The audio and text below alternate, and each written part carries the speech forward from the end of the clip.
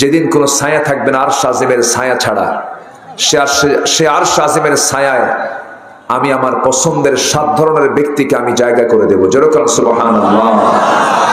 আমরা কি সে আল্লাহর প্রিয় পাত্র হব না ইনশাআল্লাহ? তো সবার আগে আমরা সন্তুষ্ট করব কাকে? আমরা সবার আগে প্রিয় বান্দা হব কার?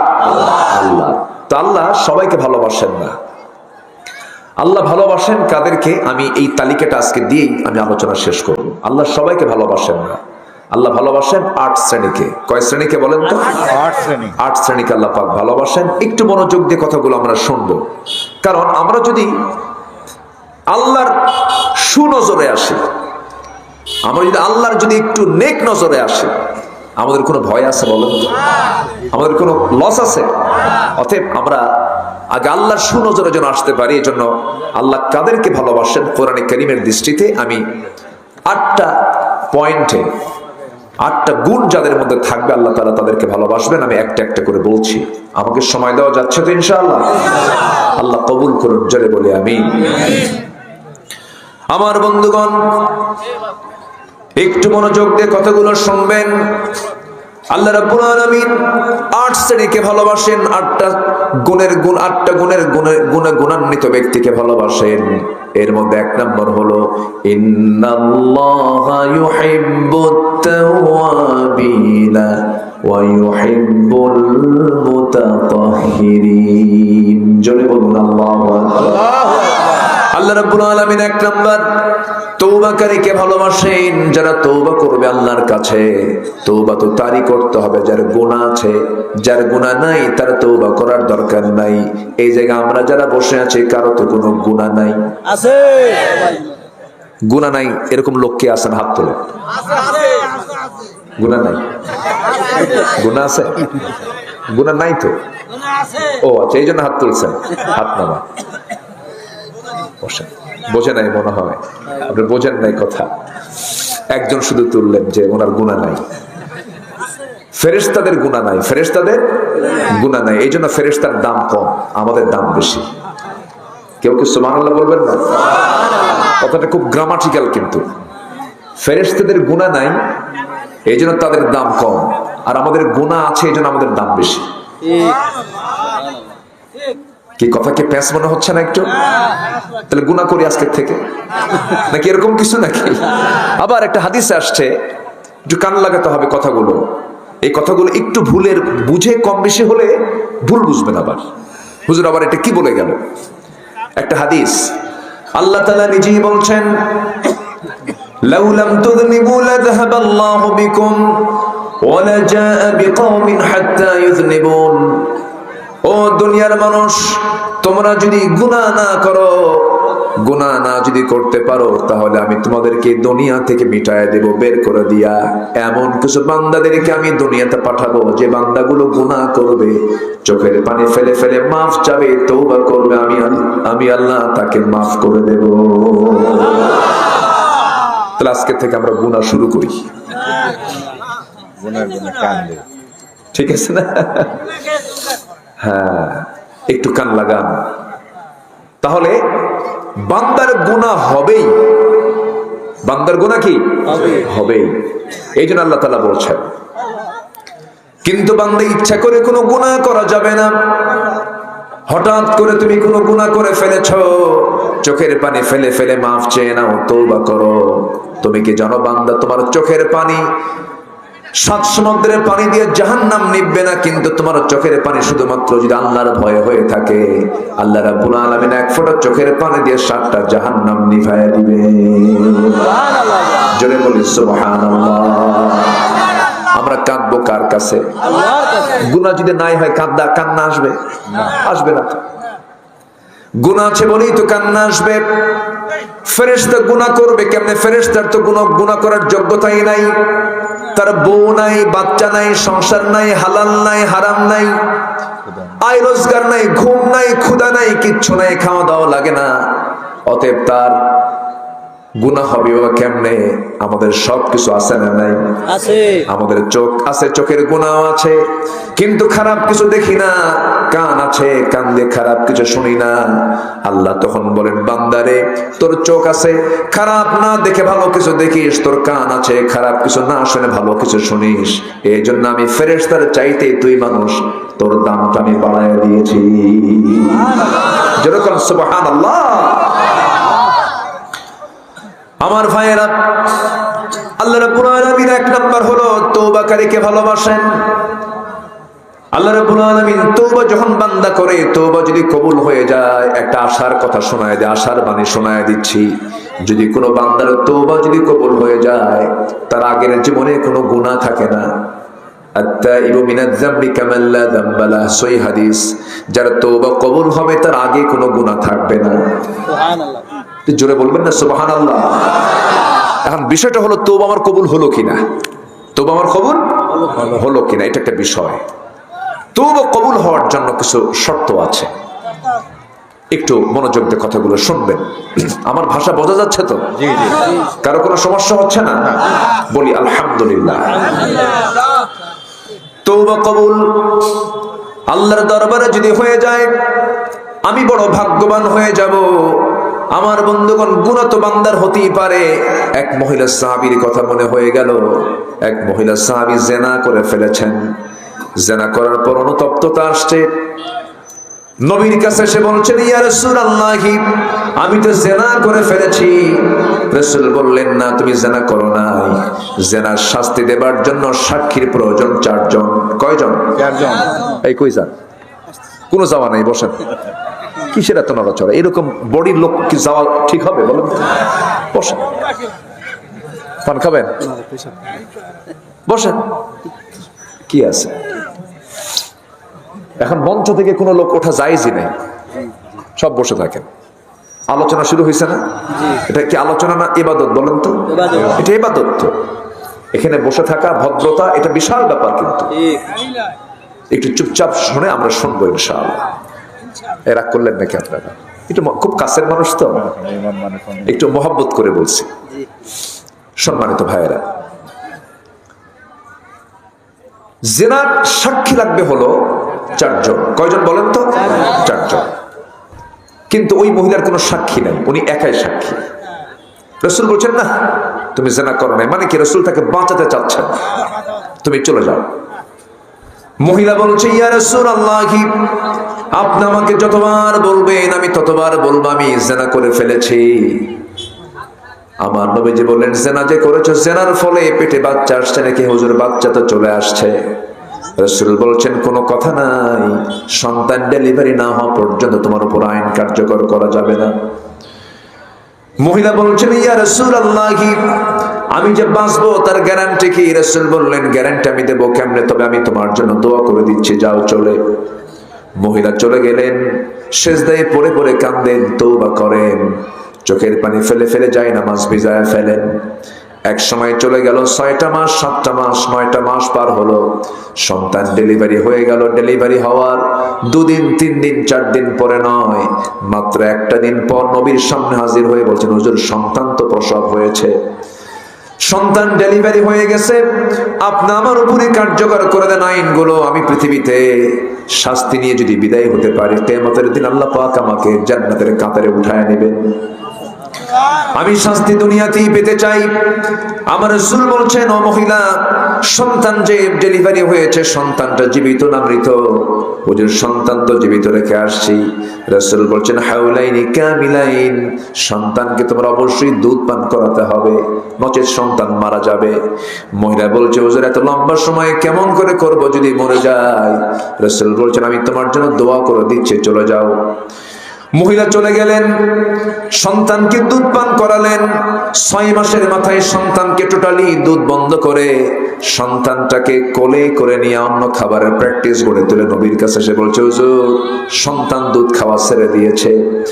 সন্তানের আমার বুকের দুধের কোনো প্রয়োজন হবে না, সন্তান আমাকে ছাড়া এই পৃথিবীতে বাঁচতে পারবে। হুজুর, দয়া করে দেরি করবেন না, আপনি আমার উপর আজকার ফেরত দিবেন না, আইনটা কার্যকর করে দেন।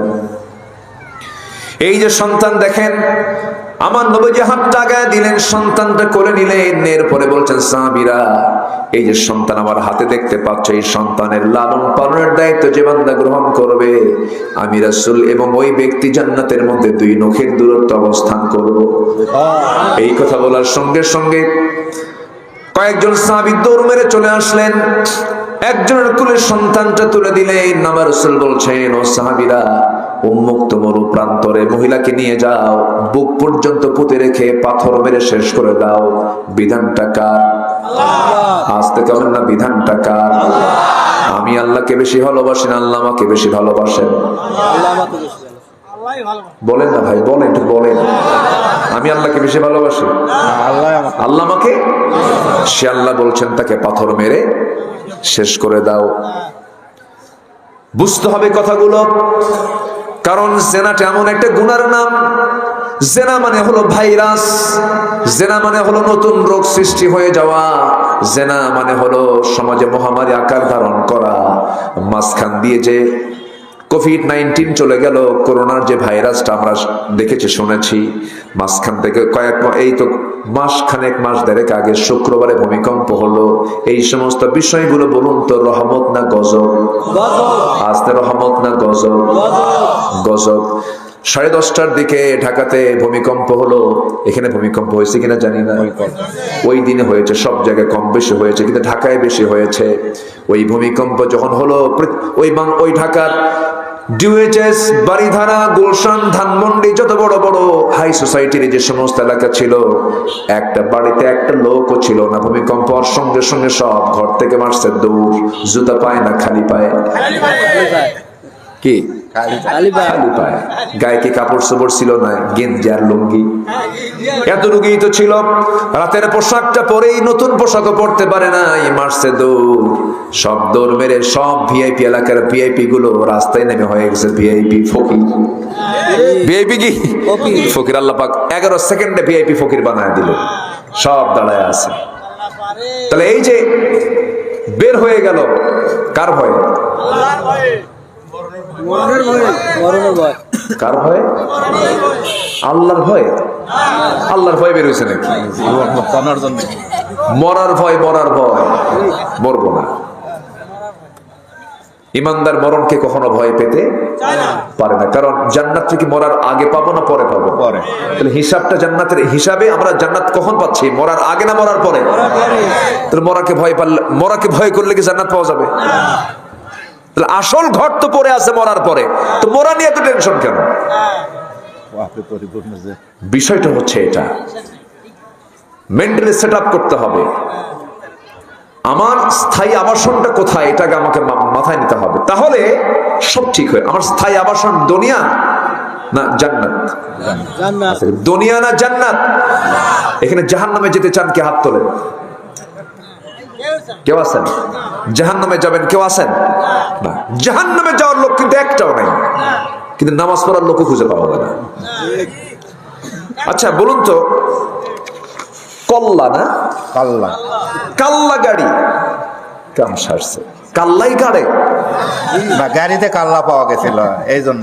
ও, গাড়িতে কাল্লা পাওয়া গেছে, এই জন্য। আপনি গাড়েন টারেন না কিছু তো নাকি? আচ্ছা ঠিক আছে, মাশাআল্লাহ, ভালো। পানির ব্যবস্থা করতে যায়, কাল্লাটা পাওয়া গেছে। ইতিহাসটা আপনি তাহলে জানেন? জি আলহামদুলিল্লাহ। যাক, ওটার কাল্লাগাড়ির তাফসীর আমরা না শুনি, আমরা মূল জায়গায় যাই। আচ্ছা, কাল্লাগাড়ির মসজিদের ফজরের মুসল্লি যা হয়, সব ওয়াক্তের চাইতে বেশি না কম? ফজরের মুসল্লি সবচেয়ে কম না সবচেয়ে বেশি? কম। জোহরে বেশি না ফজরে বেশি? আমাকে এই গ্রামে হয় আর কি, ফজর বেশি হয়, জোহর তার চেয়ে কম না বেশি? মাশাআল্লাহ, ভালো। আমি অনেক খুশি হয়েছি যে ফজর এবং এশার জামাতে আপনাদের সবচেয়ে মুসল্লি বেশি হয়, এটা ভালো। আমি এটা একটা দৃষ্টান্ত পেলাম। কিন্তু গোটা দেশের জরিপ যদি আপনি করেন, সবচেয়ে কম মুসল্লি কোন ওয়াক্তে? ফজরে। মানুষ বেশি থাকে কোন ওয়াক্তে বাড়িতে? ফজরে। ফজরই বেশি থাকে মানুষ বাড়িতে, ঘুমায়। আমার বন্ধুগণ, এই সমস্ত চিন্তা তো মানুষের মরার চিন্তা নয়। 10:30টার দিকে ভূমিকম্পর ভয়ে মরা থেকে বাঁচার জন্য মারল দৌড়, কিন্তু মরা থেকে বাঁচার জন্য তার দৌড় মারা লাগতো না যদি ফজরের সময় আল্লাহর ভয়ে সে যদি মসজিদের দিকে চলে যেত। এই যে নতুন নতুন রোগ হচ্ছে, এগুলো অবাধ বিচরণ জেনার জন্য হচ্ছে। আমার ভাইয়েরা, ওই মহিলার ব্যাপারে রাসূল যে সিদ্ধান্ত নিলেন, এটা তো আমার নবীর সিদ্ধান্ত নয়, এটা হচ্ছে আমার আল্লাহ তাআলার সিদ্ধান্ত। তাকে পাথর মেরে শেষ করে দাও। লোকজন সব ডাকা হলো, লোকজনের সামনে গোটা এলাকাকে জানায় দিয়া মহিলাকে যখন রাসূল বলছেন মহিলাকে নিয়ে যাও উন্মুক্ত মরু প্রান্তরে, বুক পর্যন্ত পুঁতে রেখে তাকে পাথর মেরে শেষ করে দাও। যখন পাথর মারা হচ্ছিল এমন সময় সাইয়েদনা আলী তাদের মাঝে ছিলেন, তিনি পাথর মারতেছিলেন। রাসূলকে বলছেন হুজুর, আমি যখন তাকে পাথর মারছিলাম তার শরীর থেকে ফিনকি দিয়ে কয়েক ফোঁটা নাপাক রক্ত আমার গায়ে এসে লাগছিল, আমার হাতে এসে লাগছিল। রাসূল বলছেন আলী, তুমি কোন মহিলার রক্তকে নাপাক রক্ত বলো? তুমি কি জানো ওই মহিলার রক্ত জমিনে স্পর্শ করার পূর্বে মহান রব্বুল আলামিন তাকে জান্নাতের মেহমান বানায় নিয়েছে।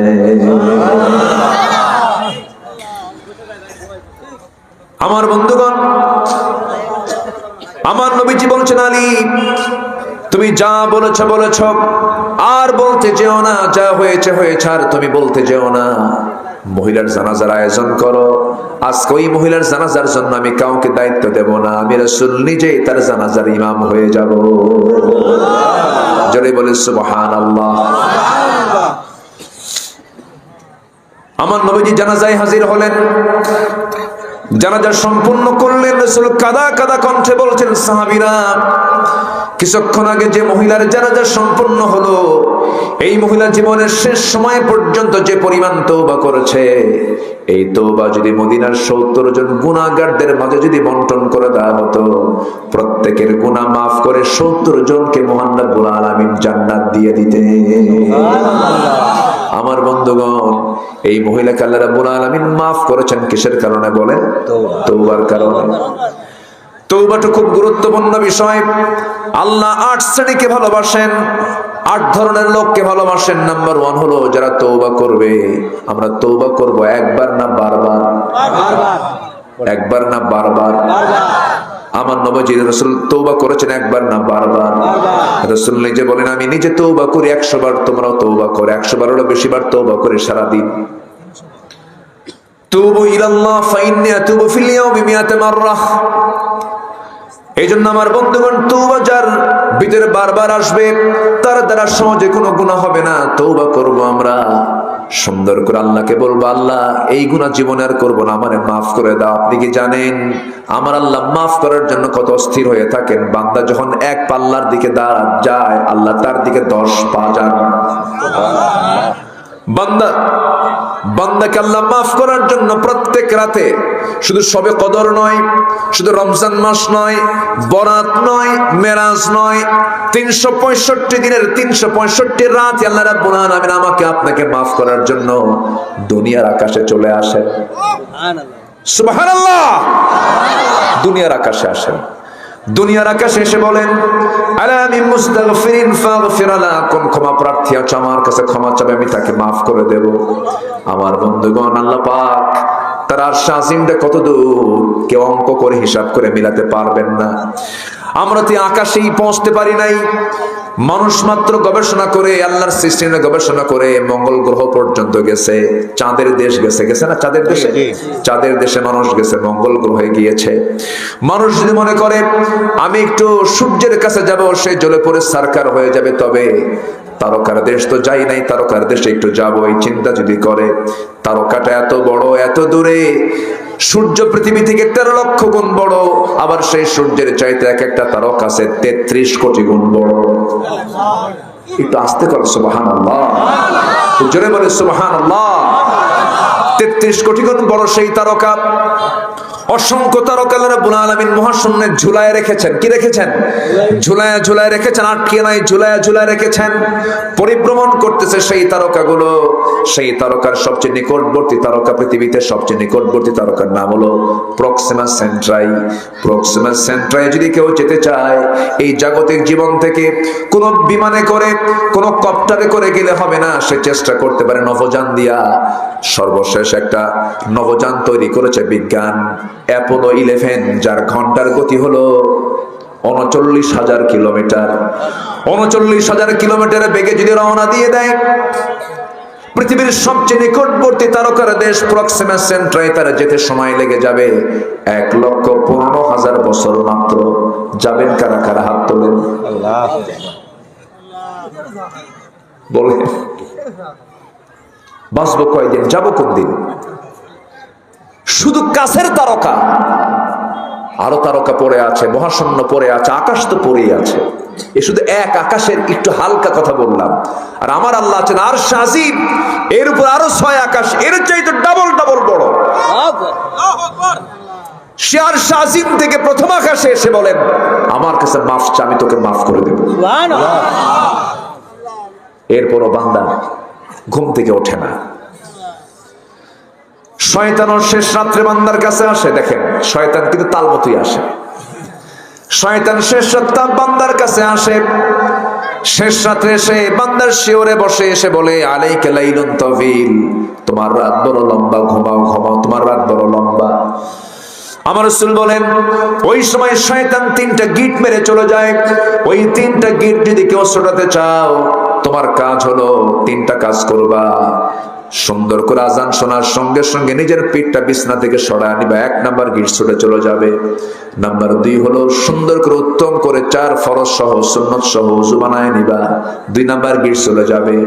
সুন্দর করে হেঁটে হেঁটে মসজিদের দিকে রওনা করবে, নামাজ শেষ করবে, 3 নাম্বার গিট ছুটে চলে গেল। 24 ঘন্টা শয়তান তোমার কাছে আসার সাহস পাবে না। জোরে বলি আল্লাহু আকবার। আমরা সবাই কাকে ভালোবাসবো বলেন? আল্লাহ ভালোবাসবেন। 8 ধরনের লোককে ভালোবাসবেন। এর মধ্যে 1 নম্বর হলো তওবাকারী। 1 নম্বর কি বলেন? আর ওয়াসে কয়টা বলেন? নুরু ওয়াজ কি শেষ না শুরু? বলেন শেষ না শুরু? শুরু। আলহামদুলিল্লাহ, আমি খুব খুশি যে আপনারা সন্ধ্যার মধ্যে এত লোক হাজির হয়ে গেছেন। আল্লাহর মেহেরবানি, বলি আলহামদুলিল্লাহ। আমি আরো খুশি হয়েছি কাল্লাগাড়ির ফজরের সালাত এবং এশার সালাত সবচেয়ে বড় হয়। এটা একটা প্রশংসার দাবি রাখে। এই গ্রাম একটা আদর্শ গ্রাম বলা যায়। অধিকাংশ মসজিদে ফজরের মুসল্লি পাওয়া যায় 2 থেকে 3 জন, 4 জন, বড় জোর 5 জন ম্যাক্সিমাম। তাও বুড়া চাচা গুলো আসে। যখন বলা হয়, চাচা আপনি ফজরের নামাজে এত কষ্ট করে আসছেন, কষ্ট হয় নাকি বাবা? বুড়ি নাই তো, বুড়ি থাকলে আমিও আসতাম না। বুঝলেন? বাস্তব নাই, মুসল্লি নাই। আমার বন্ধুগণ, নাম্বার 2 চলে আসি, সময়টা কম, এশার নামাজ তো হয়নি আমাদের। নাম্বার 2 হলো যারা পবিত্রতা অর্জনকারী, তাদেরকে আল্লাহ রাব্বুল আলামিন ভালোবাসেন। পবিত্রতা মানে হলো জাহান্নামে সবচেয়ে বেশি শাস্তি হবে ওই সমস্ত বান্দার যারা পেশাব থেকে নিজেকে পরহেজ রাখতে পারে না। অনেকে পেশাব করে দাঁড়ায়া থাকে, দাঁড়ায়া থেকে পেশাব করে, কুকুরের মতো চারিত্রিক মানসিকতা তাদের মধ্যে লালন হয়। এটা নয়, এটা নয়, বরঞ্চ মেডিকেল সায়েন্স বলছে যদি কোনো বান্দা পেশাবের এই জীবাণু থেকে নিজেকে মুক্ত না রাখতে পারে, বড় জটিল রোগে আক্রান্ত হয়ে যাবে। আমার বন্ধুগণ, এইরকম নাপাকি থেকে আমরা দূরে থাকব। এরপরে ফরজ গোসলের বিষয়টা অত্যন্ত গুরুত্বপূর্ণ। ফরজ গোসল বিলম্বে না তাড়াতাড়ি? আজ থেকে বিলম্বে না তাড়াতাড়ি? তাড়াতাড়ি। আমার বন্ধুগণ, কারণ এখানে এমন একজন ব্যক্তি বলতে পারবেন কি বলেন তো, আমি অমুক দিন মারা যাচ্ছি? বলেন, কে বলতে পারবেন? আমি অমুক সময় মারা যাচ্ছি, কেউ কে বলতে পারবেন? যেহেতু মারা যাওয়ার কোনো নিশ্চয়তা নাই কখন মরে যাব, অতএব আমাকে আপনাকে প্রিপারেশন নেওয়ার দরকার আছে না নাই? সাইয়েদনা বেলাল রাদিয়াল্লাহু তাআলা আনহু দুনিয়াতে বসে আছেন, আমার নবীজি জান্নাত, আল্লাহ পাক তাকে জান্নাত দেখালেন। জান্নাতের মধ্যে সাইয়েদনা বেলালের কণ্ঠ তার কানে আসলো। আমার নবীজি এসে বলছেন, বেলাল তোমাকে রেখে গেলাম দুনিয়াতে, কিন্তু তোমার আওয়াজটা পেলাম জান্নাতে, ঘটনা কি বলো? সাইয়েদনা বেলাল বলছেন, হুজুর আমার ব্যক্তিগত আমলের মধ্যে একটা আমল হলো, আমার যখন ওযু চলে যায় সঙ্গে সঙ্গে ওযু বানায় নেই, আর সঙ্গে সঙ্গে 2 রাকাত নফল নামাজ পড়ে নেই। এই জন্য মালাকুল মউত যখন তখন আসতে পারে, এই জন্য সর্বক্ষণ আমরা কিসের উপরে থাকবো বলেন? ওযুর উপরে। বলেন কিসের উপরে বলেন? এটা একটা গুরুত্বপূর্ণ একটা আমল শেখায় দিলাম, ওযুর উপরে থাকবো আমরা। ওযু নিয়ে আমরা টিকে থাকার চেষ্টা করব। দেখবেন মুখ থেকে ফাহিশা কথা আসবে না, নোংরা ভাষা প্রয়োগ হবে না, নোংরা কোনো শব্দ চয়ন হবে না। ওযুর উপর আমরা টিকে থাকার চেষ্টা করব। আল্লাহ কবুল করুন, জোরে বলেন আমিন। এটা হলো শারীরিক পবিত্রতা। আরেকটা হচ্ছে ঈমানি পবিত্রতা, হলো ইন্নামাল মুশরিকুনা নাজাসুন। মুশরিকরা কি? নাপাক। মুশরিকরা কি বলেন? নাপাক। যারা মক্কা গেছেন তো যান না এখন? আল্লাহ যাওয়ার তৌফিক দান করেন। আপনি গেছেন? গেল কে? এই হুজুর গেছে। আপনি গেছেন তো না? মক্কায় গেছেন না? মক্কা মদিনা গেছেন তো? মাশাআল্লাহ। আপনারা গেছেন না? অনেকে গেছেন তো? মাশাআল্লাহ, আলহামদুলিল্লাহ। জি মাশাআল্লাহ। এই মক্কায় যারা গিয়েছেন, মক্কা এরিয়া একটা আছে, হুদুদে মক্কা। ওই মক্কা এরিয়ার মধ্যে ডোনাল্ড ট্রাম্পও ঢুকতে পারবে না, নরেন্দ্র মোদীও ঢুকতে পারবে না। যতই পাওয়ারফুল নেতা হোক না কেন, যতই পৃথিবীর ক্ষমতাধর লোক হোক না কেন, ওই মক্কার এরিয়ার মধ্যে ঢুকতে পারবে না। কারণ আল্লাহ বলছেন, ইন্নামাল মুশরিকুনা নাজাসুন। মুশরিকরা হলো নাপাক। মুশরিকরা কি? নাপাক। এরা ঢুকতে পারবে না। তাহলে ঈমান না থাকাও নাপাকি, ঈমান না থাকাও কি? নাপাকি। এই জন্য মাঝে মাঝে বাজার করতে গেলে একটু সাবধানতা অবলম্বন করা উচিত, কোনো খাবার কিনতে গেলে একটু সাবধান হওয়া উচিত। আমি একটু ইশারায় বলে দিলাম, কি কথা কি বুঝতেছেন আপনারা? বুঝতেছেন কি আপনারা? সাবধানতা অবলম্বন করা উচিত, বিশেষ করে খাবারে। আপনি বিজনেস করছেন, সমস্যা নাই, এরপরে আপনি কারবার করছেন, সমস্যা নাই। আমার হিন্দু ভাইরা, খ্রিস্টান ভাইরা যারা আছেন, তারা আমাদের শত্রু নন, কিন্তু ঈমানের ক্ষেত্রে আমাদের অবশ্যই সংরক্ষণ থাকার দরকার আছে না নাই? আসতে বলবেন না, আছে না নাই? সাইয়েদনা আবু বকর সিদ্দিক রাদিয়াল্লাহু তাআলা একদিন ক্ষুধার্ত দেহ নিয়ে বাড়িতে আসলেন। স্ত্রীকে ডাক দিয়ে বলছেন, স্ত্রী আমার প্রচন্ড ক্ষুধা লেগেছে। সঙ্গে সঙ্গে তার সামনে একটা খাবার দেওয়া হলো। তিনি খাবারটা খাওয়ার পর সন্দেহ হলো। স্ত্রীকে বলছেন, স্ত্রী বলো তো এই খাবারটা তুমি কোন জায়গা থেকে পেয়েছো? অমুক জায়গা থেকে খাবারটা আসছে। ওনার সন্দেহ লাগলো হারাম খাবার এটা। সঙ্গে সঙ্গে 5টা নখ মুখের মধ্যে ঢুকায় দিয়ে সমস্ত খাবারগুলো বাইরে বের করে বলছেন, আমার স্ত্রী, যে দেহটা হারাম খাবার দিয়ে গঠিত, সেই দেহের রক্ত দিয়ে নামাজ পড়লে নামাজ কবুল হবে না।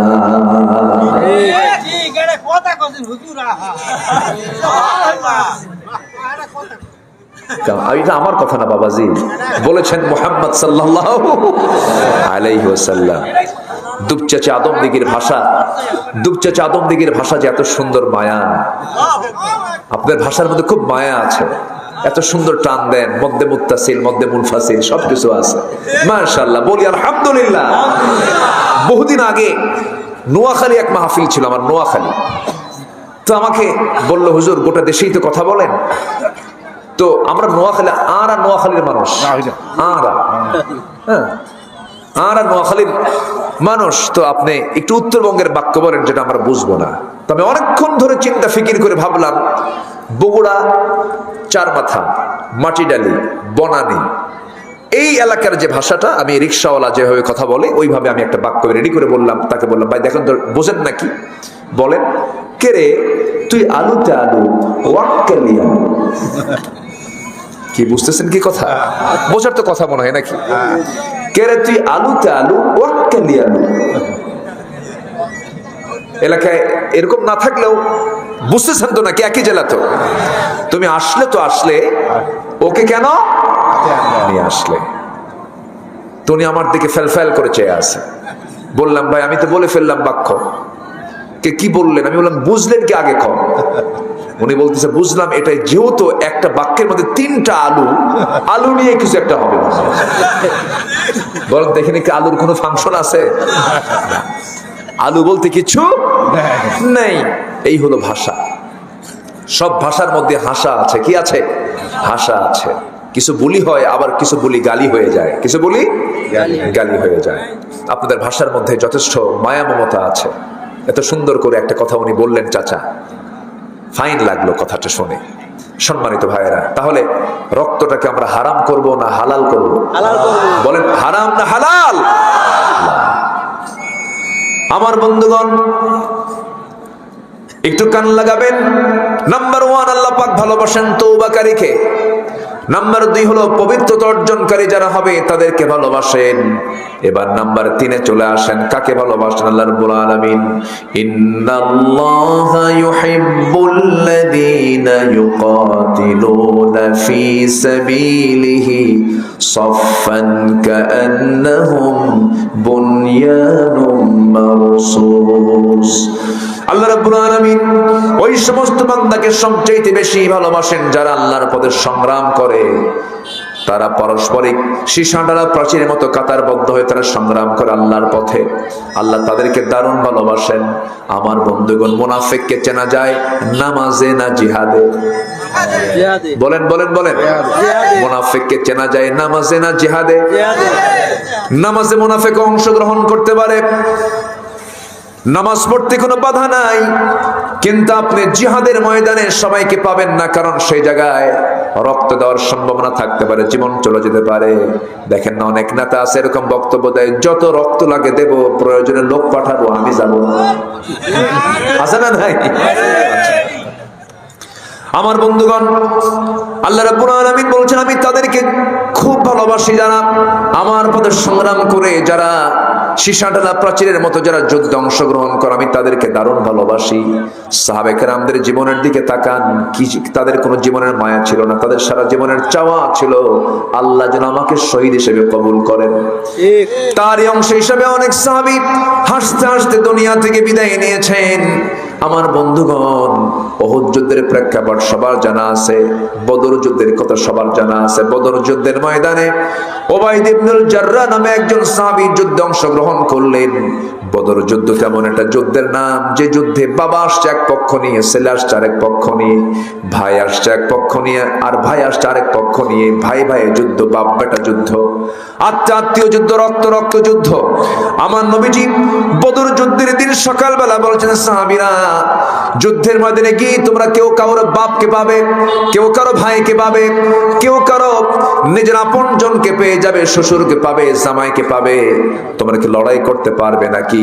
সঙ্গে সঙ্গে সাহাবে কেরাম বলছেন, ইয়া রাসূলুল্লাহ, আল্লাহর কসম করে বলি আমরা আল্লাহ এবং রাসূলকে জীবনের সকল কিছুর চাইতে আপনাকে বেশি ভালোবাসি।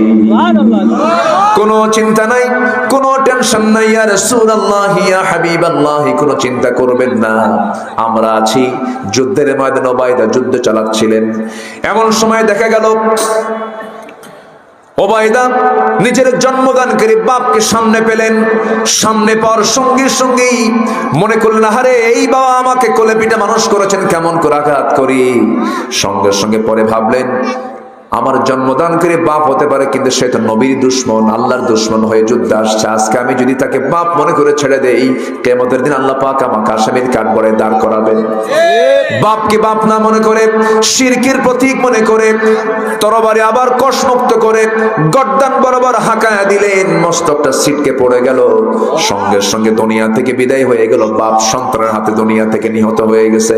বদর যুদ্ধের পরে মুসলমানদের বিজয়ের পর সবার মুখে আনন্দ থাকলেও উবাইদার মুখে হাসি নাই।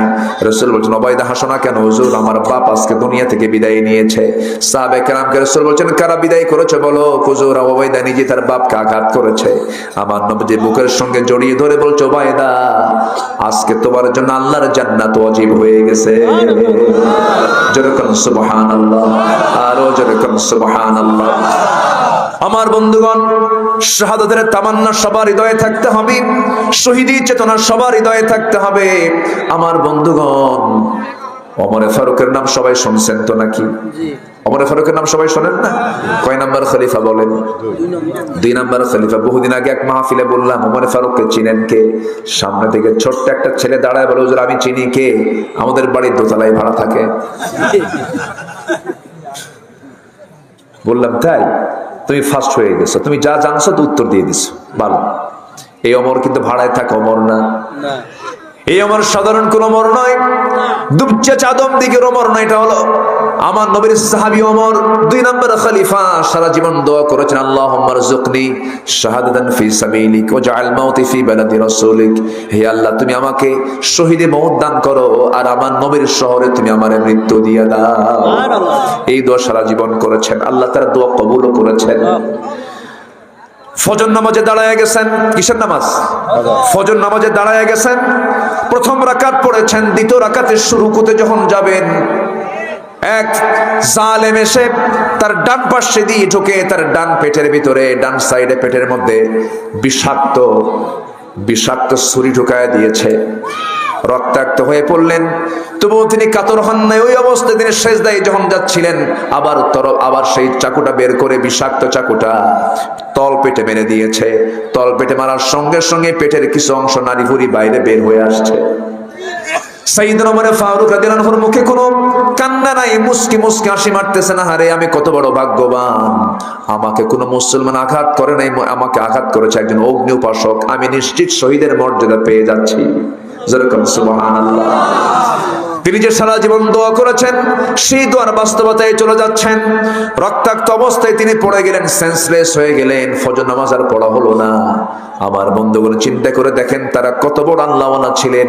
আল্লাহর জিকিরকে এক সেকেন্ডের জন্য বাদ দেন না, আল্লাহকে বাদ দেন, আল্লাহকে মোহাব্বত করা বাদ দেন নাই। সেন্স যখন ফিরে আসলো, সেন্স ফিরে আসার সঙ্গে সঙ্গেই ছেলে আব্দুল্লাহকে ডাক দিয়ে বলছে, আব্দুল্লাহ এদিকে আয়, আমার জন্য একটু পানি আনো তো। ছেলে ভাবছে মনে হয় আমার আব্বা পানির জন্য ছটফট করছেন, পানি নিয়ে আসছে পান করার জন্য। তিনি বলছেন, তুমি কিসের পানি আমাকে দিতে চাও? আমার তো ফজর নামাজ হয় নাই। সুবহানাল্লাহ। আমার কি নামাজ হয় নাই? ফজর নামাজটা হয় নাই। নারী ভুরি বের হয়ে গেছে কিন্তু ফজর নামাজ হয় নাই। কি পেরেশানি! কার ভালোবাসা? আজকে মানে কার ভালোবাসা? আমরা আল্লাহর সঙ্গে কথা বলবো কিসে দাঁড়ায়া? যত কথা বলবো কিসে দাঁড়ায়া বলে? নামাজে দাঁড়ায়া। নামাজে দাঁড়ায় গেছেন সাইয়েদনা ওমর ফারুক। পারলেন না, ভুঁড়িগুলো বের হয়ে যাচ্ছে, বসে পড়লেন। বসে পড়ে ইশারা করে ওযু বানায় নামাজটা পড়লেন। এবার বলছেন, আব্দুল্লাহ কান্দো কেন? তোমার বাবার নাকের মধ্যে জান্নাতের ঘ্রাণ তোমার বাবা পেয়ে গেছে। আমি দুনিয়া থেকে বিদায় নিতেছি। এবার বললেন, ও আব্দুল্লাহ, এই লোকটাকে ডাক্তার কি করবে? চিকিৎসা করবে, আসো। চিকিৎসককে সামনে বসিয়ে দিলেন, চিকিৎসা করো। তার সামনে এক গ্লাস দুধের গ্লাস দেওয়া হলো। দুধের গ্লাসটা হাতের মধ্যে নিলেন, বিসমিল্লাহ বলে তিনি পান করলেন। কিন্তু পেটের মধ্যে দুধ থাকলো না, সব নাড়ি ভুড়ি দিয়ে নিচ দিয়ে বের হয়ে গেল। ডাক্তার জিহ্বায় কামড় মেরে ইন্নালিল্লাহ বলে বলতেছে, ডাক্তার বলছে হলো না, রোগী বাঁচবে না। ওমর ফারুক খুশি হয়ে বলছেন, ও ডাক্তার, আমিও জানি আমি বাঁচবো না, কারণ নাকের মধ্যে ঘ্রাণ পাচ্ছি। তুমি চলে যাও। ডাক্তারকে ফেরত দিয়ে দিলেন। ডাক্তার হেঁটে যায়। এবার তার হাঁটা দেখতেছেন ওমর ফারুক, দেখেন তার পাজামাটা গিরার নিচে চলে গেছে। এবার ডাকতেছেন, এই ডাক্তার এইদিকে আসো, তুমি আমাকে চিকিৎসা করতে আসছো, তুমি কি জাহান্নাম যেতে চাও নাকি? না, তোমার পাজামার কাপড় কেন গিরার নিচে? আল্লাহ তাআলা কিয়ামতের দিন ওই বান্দার দিকে তাকাবেন না যে বান্দার পাজামার কাপড়টা গিরার নিচে থেকে যায়। আল্লাহু আকবার বলেন। কি আখিরাতের চিন্তা তাদের মধ্যে ছিল! তাদের চিন্তাই হলো জান্নাত কেমনে পাবো। আল্লাহু আকবার। এবার বলছেন, আব্দুল্লাহ, মরার সময় তোমার হয়ে গেছে, আমাকে কোথায় দাফন করবা জানি না, কিন্তু আমার বড় শখ আব্দুল্লাহ রে আমার নবীর পাশে যেন আমি ঘুমাতে পারি। কিন্তু জায়গা তো আয়েশা, আম্মা জান আয়েশার জায়গা আমি কেমন করে যাব? আয়েশা তো সে জায়গায় ঘুমাতে চায়। আমি তো রক্তাক্ত অবস্থায় পড়ে থাকলাম, দুনিয়া থেকে বিদায় নেবা। আব্দুল্লাহ, তুমি আমার হয়ে একটু যাও তো, শেষবারের মধ্যে একটু আম্মা জান আয়েশাকে বলো, আমার সালাম জানায় বলো, আমি তার কাছ থেকে জায়গাটা ভিক্ষা চাই, জায়গাটা যেন আমাকে দেয়, আমি নবীর সঙ্গে ঘুমাতে চাই। যে বলতেছে, আমি আমিরুল মুমিনিন আমাকে পাঠিয়েছেন, আব্বা জান আমাকে পাঠিয়েছেন, যদি আপনি আপনার জায়গাটা দিতেন আমার আব্বা খুব প্রশান্তি পেতেন। তার বন্ধু আবু বকর নবীর পাশে ঘুমাচ্ছেন, সেই বন্ধুর পাশে আমার আব্বা ওমর ফারুক ঘুমাতে চান। আম্মা জান আয়েশা সিদ্দিকা কেঁদে কেঁদে বলছেন, ও আব্দুল্লাহ ইবনে ওমর, ওমরের মতো মানুষ অর্ধ দুনিয়ার শাসন করতে এমন একজন দামি মানুষ আমার কাছে একটা জিনিস দাবি করছে, আমি কেমন কৃপণ হতে পারি নাকি আমি আমার জায়গাটা আমি ওমরে ফারুককে দান করে দিলাম। নবীর পাশে কয়জন শুয়ে আছে? দুইজন। একজন আবু বকর, আরেকজনকে বলেন ওমরে ফারুক রাদিয়াল্লাহু তাআলা আনহু। আল্লাহ পাক সবাইকে যাওয়ার তৌফিক দান করুন। মাস তিনেক আগে সর্বশেষ গিয়েছিলাম। আমার রাসূল বলেছেন, মা বাইনা বাইতি ওয়া মিম্বারি রাউদাতুম মিন রিয়াদিল জান্নাহ, আমার ঘর এবং আমার কবর, আমার ঘর এবং আমার মিম্বার এর মাঝের যে অংশটুকু এটা হলো জান্নাতের টুকরা। সুবহানাল্লাহ বলেন। কিসের টুকরা বলেন? জান্নাতের টুকরা। রাসূল এটাকে জান্নাতের টুকরা বলেছেন। ওই জায়গায় সবাই যেতে চায়, পৃথিবীর সব মানুষ যেতে চায়। আমি রাত 3টার দিকে রওনা করলাম, ভিতরে ঢুকে পড়লাম। ভিতরে ঢুকে বেশিক্ষণ থাকতে দেয় না, 10 মিনিট বড় জোর বের করে দেয়। সুরা যাও যাও যাও, খালি ঠেলে বের হয়ে যাও।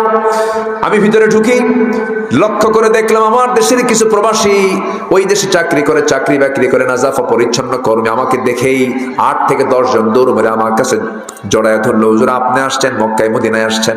খুব খুশি হলাম। বললাম খুশি তো হইছো, ভালো কথা, আমার একটা কাম করো। কি? আমি একটু ফজর পর্যন্ত এই জায়গায় থাকতে চাই, আমি একটু টাইম বাড়ায়া দাও।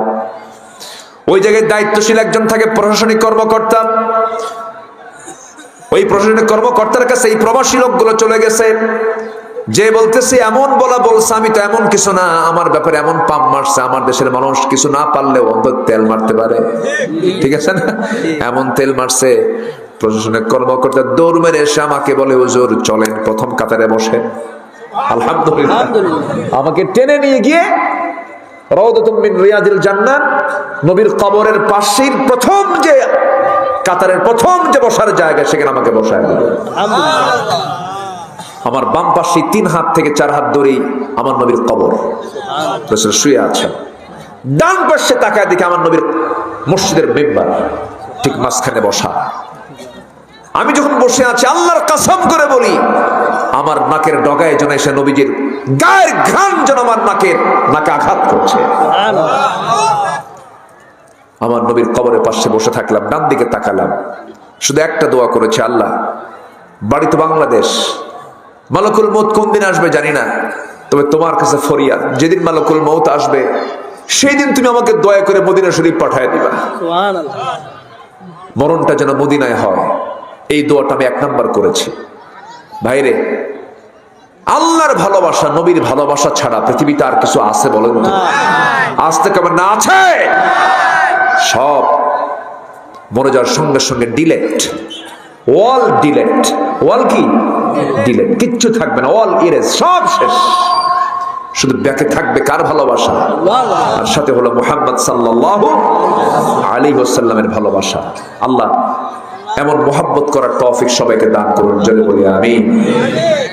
নাম্বার 4, সমস্যা নাই। নাম্বার 4, যারা আল্লাহর প্রতি ভরসা রাখবে, আল্লাহ তাদেরকে ভালোবাসবেন। আমার শেষ ভরসা কে বলেন তো? ইন্নাল্লাহা ইউহিব্বুল মুতাওয়াক্কিলিন। নাম্বার 5 হলো যারা ইহসানকারী, যারা দয়া দেখাবে, আল্লাহ পাক তাদেরকে ভালোবাসবেন। নাম্বার 6 হলো যারা ন্যায়পরায়ণ, ন্যায় বিচারে যারা করবে তাদেরকে আল্লাহ পাক ভালোবাসেন। ইন্নাল্লাহা ইউহিব্বুল মুকসিতিন। নাম্বার 7 হলো যারা মুত্তাকি হবে, আল্লাহ রাব্বুল আলামিন তাদেরকে ভালোবাসেন। আল্লাহ রাব্বুল আলামিন বলেছেন, ফাস্তাকিমু লাহুম ইন্নাল্লাহা ইউহিব্বুল মুত্তাকিন। জোরে বলুন আল্লাহু আকবার। সর্বশেষ নাম্বার 8 হলো আল্লাহ রাব্বুল আলামিন সেই বান্দাকে ভালোবাসেন যারা ধৈর্যের উপরে টিকে থাকে, ধৈর্যশীল যারা, আল্লাহ পাক তাদেরকে দারুণ ভালোবাসেন। আল্লাহ রাব্বুল আলামিন বলেছেন, ওয়া কাআইয়িম মিন নাবিয়্যিন কাতালা মাআহু রিব্বিয়ুনা কাসীর ফামা ওয়াহানু লিমা আসাবাহুম ফি সাবিলিল্লাহ ওয়া মা দাউফু ওয়া মাস্তাকানু ওয়াল্লাহু ইউহিব্বুস সাবিরিন। জোরে বলুন আল্লাহু আকবার। আল্লাহ রাব্বুল আলামিন ধৈর্যশীলদেরকে দারুণ ভালোবাসেন। আমার বন্ধুগণ, ধৈর্য আছে যার সফলতা আছে তার। বলেন তো, সংসার আগে না ধৈর্য আগে? বিয়ে আগে না ধৈর্য আগে? এই যে মাহফিলে শোনা আগে না ধৈর্য আগে? সব জায়গায় ধৈর্য লাগে। ব্যবসা আগে না ধৈর্য আগে? আপনি লুঙ্গির দোকান দিয়েছেন, এক লুঙ্গি দেখে কাস্টমার লুঙ্গি নেবে না, 10 লুঙ্গি দেখবে। 10 লুঙ্গি দেখার পরও বলবে ভালো না, পছন্দ হলো না, চলে গেলাম। তাও রাগ করা যাবে না। আর আপনি যদি বলেন 10 লুঙ্গি দেখলি কেন, কিনবে না কেন, বাইন্দা থবো তোরে, ব্যবসা হবে? ব্যবসা গলে উঠবে। চেয়ারম্যান হয়েছেন, গালিগালাজ শুনতে হবে, ধৈর্যের পরিচয় দিতে হবে। কিন্তু চেয়ারম্যান যদি একটা গালি শুনে থাপ্পড় মারে, সে কি আর জীবনে তো জনপ্রতিনিধি হতে পারবে নাকি? পারবে না। ধৈর্য আছে যার, দায়িত্ব পালন হবে তার। ধৈর্য নাই যার, তার কোনো কিছুই হবে না। সেদিন এক মহিলা আমারে ফোন দিয়ে বলে, হুজুর আমার স্বামী সকালেও তালাক দেয়, বিকেলেও তালাক দেয়, আমি কি আসি না নাই? কি কথা কি বুঝতেছেন? ধৈর্য নাই। ধৈর্য না থাকার কারণে সব শেষ হয়ে যাবে। আল্লাহ বলছেন ধৈর্য আনো, আমি তোমার সাথে আছি। জোরে কোন সুবহানাল্লাহ। সবাই কি এশার নামাজ পড়বেন? কারা কারা একটু হাত তুলে দেখেন দেখি, এশার নামাজ পড়বেন কারা কারা? দেখি তোলেন না। ফজর পড়বেন? ফজর পড়বেন কারা কারা? হাত তোলেন দেখি। জোরে বলি ইয়া আল্লাহ, আমাদেরকে ফজর, যোহর, আসর, মাগরিব, ইশা 5 ওয়াক্ত সালাত আদায় করার তৌফিক তুমি আল্লাহ দিয়ে দাও। জোরে বলি আমিন। আরো জোরে আমিন, আরো জোরে আমিন। আপনার কষ্ট দিয়ে ফেলেছে আপনাদেরকে, খুব কষ্ট পেয়েছে। মায়েরা বোরকা পড়ে, পর্দা করে, আল্লাহ পাক খাস পর্দা করার তৌফিক দান করুন। জোরে বলি আমিন। সম্মানিত ভাইয়েরা, অনেক কথাই বলে ফেলেছি। সম্মানিত বন্ধুগণ, আরেকটা বিষয়, সেটা হলো ইনসাফ আমাকে আপনাকে বুঝতে হবে, ন্যায়পরায়ণতা। ধরেন এই চেয়ারটা হলো ক্ষমতার চেয়ার। এই চেয়ারে বসে বিচার হবে। 2 জন প্রার্থী আপনার সামনে আছে, একজন চোর, আরেকজন ভালো মানুষ। আপনার উচিত চোরের পক্ষে কথা বলা, নাকি নাকি কার পক্ষে? এই জন্য বললাম 54 বছর আমরা কাদের পক্ষে ছিলাম? চোরই তো। বিগত 16 বছর 28 লক্ষ কোটি টাকা তারা দেশ থেকে পাচার করে নিয়ে চলে গেছে। তাহলে আমরা কাদের পক্ষে কথা বলেছি? চোরই তো ছিলাম। 54 বছর যা ভুল হয়েছে, ভুল করেছি, আর ভুল করতে চাই না। আমরা আগামীর বাংলাদেশকে দেখতে চাই সৎ যোগ্য নেতৃত্বের বাংলাদেশ। তরুণ প্রজন্ম জেগে ওঠো, তোমাদের হাতে আগামীর বাংলাদেশ রচনা হবে। কোন চোর, বাটপার, সন্ত্রাসদের নেতৃত্বে আসনে বসতে দেব না। হাদির রেখে যাওয়ার স্বপ্ন তোমরা পূরণ করো। হাদি জীবন দিয়েছে, দেয়নি? হাসতে হাসতে জীবন দিয়েছে। তার রক্তকে সম্মান করে আমার দেশের যারা শত্রু, যারা দাদাগিরি করতে চায়, তাদের বিরুদ্ধে আমরা আধিপত্যবাদ বিরোধী আন্দোলন আমরা চালিয়ে যাব। আল্লাহ সেই তৌফিক সবাইকে দান করুন। জোরে বলে আমিন।